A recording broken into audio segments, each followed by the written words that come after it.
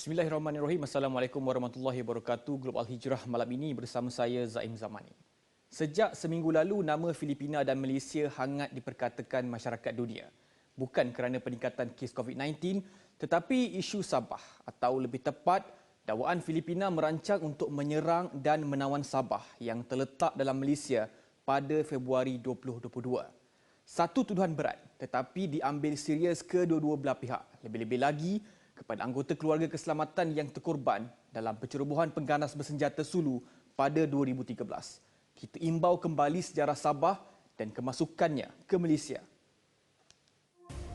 Tragedi pencerobohan bersenjata Sulu 2013 dikaitkan dengan insiden diplomatik yang berlaku antara Malaysia dan Filipina sejurus selepas 235 pengganas Filipina yang sebahagiannya bersenjata mendarat di kampung Tanduo di Lahad Datu, Sabah pada 11 Februari.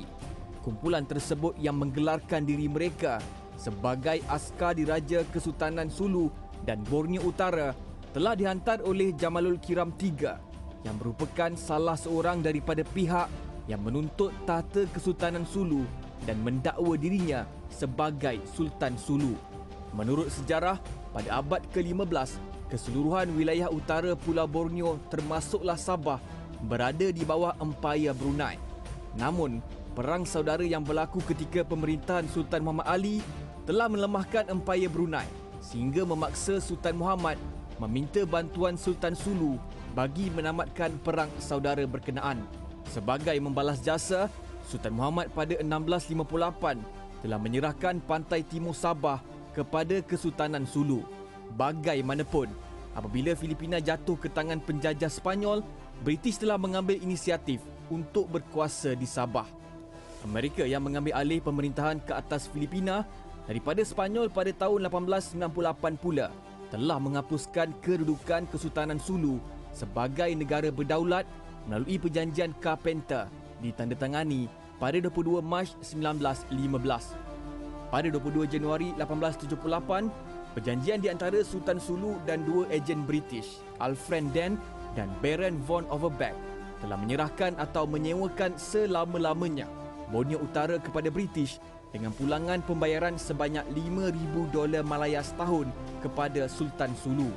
Pembayaran ini telah ditingkatkan kepada $5,300 Malaya apabila wilayah yang diserahkan meliputi pulau-pulau pesisiran Borneo Utara dari Pulau Banggi ke Teluk Sibuku. Sewaktu Perang Dunia Kedua, Sabah telah dijadikan sebahagian dari Empayar Jepun.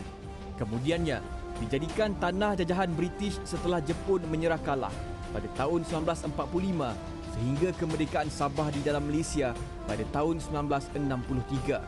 Dan menurut artikel 1/2 Perlembagaan Persekutuan telah menetapkan Sabah adalah sebahagian daripada Malaysia.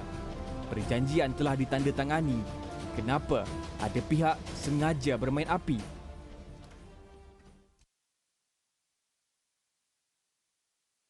Baik, dan selepas kecoh isu kononnya akan berlaku serangan untuk menawan Sabah, Manila sekeras-kerasnya menafikan laporan media antarabangsa tersebut. Sumber ketenteraan dan pihak berkuasa negara itu turut menyifatkan laporan berkenaan sebagai tidak berasas serta palsu. Namun dalam masa sama mengesahkan pertemuan pemimpin dari kepulauan di selatan negara itu. Media antarabangsa baru-baru ini melaporkan pertemuan rahsia dihadiri 19 datuk bandar dari kepulauan Sulu di selatan Filipina merancang untuk merekrut 600 pejuang untuk melancarkan serangan. Jurucakap tentera di Sulu, Lieutenant Jerika Angela Manongdo berkata, laporan media berkenaan tidak berasas. Katanya, pertemuan terbabit adalah membincangkan bagaimana hendak mengukuhkan kawalan sepadan maritim kepulauan itu dan bertindak balas terhadap bencana. Dan pemimpin tempatan bertanggungjawab melatih nelayan dan sukarelawan menjalankan rondaan dengan kerjasama tentera untuk meningkatkan kawalan di sempadan daripada ancaman pengganas. Ia diperakui Setiausaha Pertahanan Filipina, Delfin Lorenzana. Bagaimanapun dakwaan untuk merampas Sabah semula tidak boleh dipandang mudah. Pada 2016, Presiden Filipina Rodrigo Duterte pernah dilaporkan akan meneruskan tuntutan Filipina ke atas Sabah. Tuntutan ini bisu seketika Sebelum digembar-gemburkan sekali lagi baru-baru ini, menjelang pilihan raya Presiden Filipina yang bakal berlangsung tahun depan. Sabah berkembang maju setelah merdeka di dalam Malaysia dan kemakmurannya bukan sahaja untuk rakyat tempatan tetapi juga dinikmati pendatang asing dari Filipina yang menetap di negeri tersebut. Namun, tidak semua pihak suka dengan kenyataan itu.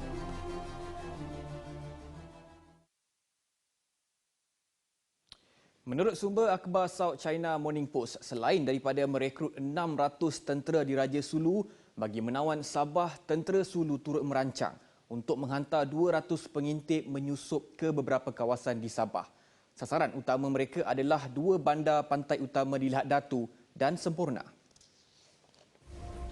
Sumber tersebut merupakan seorang pegawai kanan keselamatan. Dia mendedahkan mesyuarat itu diadakan 1 Disember lalu. Rancangan itu berpotensi dilaksanakan bergantung berapa banyak sokongan politik dan dana yang boleh diperoleh dari pelbagai parti. Katanya, banyak pemegang taruh di Filipina dan dari luar sanggup mengeksploitasi isu ini demi kepentingan strategi politik mereka. Sumber memaklumkan, Februari 2022 adalah masa terbaik untuk mereka menceroboh Lahad Datu bagi memperingati peristiwa pencerobohan pada 2013. Setiap datuk bandar dijangka akan membekalkan seramai 50 lelaki yang berani bertempur dan mempunyai kemahiran. Dedahnya, kos peluru dan logistik lain akan ditanggung oleh pegawai tinggi yang turut berjanji akan menyumbang RM500,000 atau RM42,000 untuk membina 100 bot laju yang akan digunakan ketika menyerang Sabah. Menurut sumber itu, pegawai tempatan dipercayai telah membekalkan 500 senjata api kepada wakil tempatan di Sulu yang kemudiannya akan mengagihkan kepada anggota tentera. Pastinya pisang tak akan berbuah dua kali. Malaysia memandang serius isu membabitkan keselamatan negara. Cukuplah sekali kedaulatan negara diragut pada 2013 oleh tentera bersenjata Sulu. Walaupun kesahihan laporan media itu tidak dapat dipastikan, namun langkah berhati-hati diambil. Polis Diraja Malaysia PDRM dan Kawasan Keselamatan Khas Pantai Timur Sabah ESKOM terus bersiap siaga menjaga keselamatan Zon Selamat Timur Sabah S-Zone walaupun kawasan itu kini berada dalam keadaan tenang dan terkawal. Operasi masih dijalankan secara berterusan dari semasa ke semasa termasuk menumpukan kegiatan penculikan, pemasukan pendatang asing tanpa izin parti dan ancaman pengganas di kawasan perairan ini. Malah operasi sulit yang sedang dijalankan juga berjalan lancar dan mendapat kerjasama penuh daripada Angkatan Tentera Malaysia ATM, pasukan gerakan UMM PGA dan elemen lain dalam usaha menjaga keselamatan S-Zone. Selain itu, bukti kerajaan memberi tumpuan terhadap isu keselamatan di Sabah adalah pembinaan pos kawalan baharu serta kem tentera di S-Zone dalam rancangan Malaysia ke-12 RMK-12. Antaranya, pos kawalan Kuala Meruap, Si Guntur serta sebuah pangkalan operasi hadapan di Pulau di Tambisan. Semoga apa yang dinafikan Filipina itu benar. Isu kedaulatan negara bukanlah satu permainan. Ianya melibatkan keselamatan. Tragedi 8 tahun lalu masih terpahat. Dan selepas ini, Arab Saudi dan Qatar berbaik semula.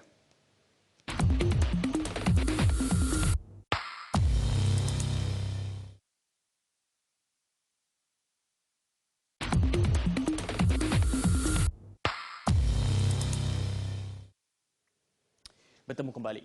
Hubungan Arab Saudi dan Qatar yang retak 4 tahun lalu semakin pulih selepas pertemuan putera Muhammad Salman dengan pemimpin Qatar Sheikh Tamim Hamad Al Thani. Januari lalu baru-baru ini satu lagi pertemuan diatur sempena lawatan rasmi putera Muhammad ke negara antara terkaya di dunia itu. Ia menandakan berakhirnya sengketa. Lawatan ini adalah sebahagian daripada siri lawatan putera Muhammad ke negara-negara teluk. Ketibaannya disambut Emir Qatar, Tamim Hamad di lapangan terbang dengan penuh istiadat. Lawatan ini dilihat mengukuhkan lagi hubungan kedua-dua.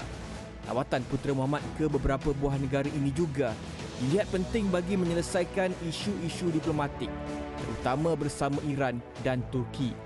Arab Saudi, Emirat Arab Bersatu UAE dan Bahrain memutuskan semua hubungan dengan Qatar pada Jun 2017 setelah Doha didakwa memberi sokongan kepada kumpulan radikal selain terlalu rapat dengan Tehran.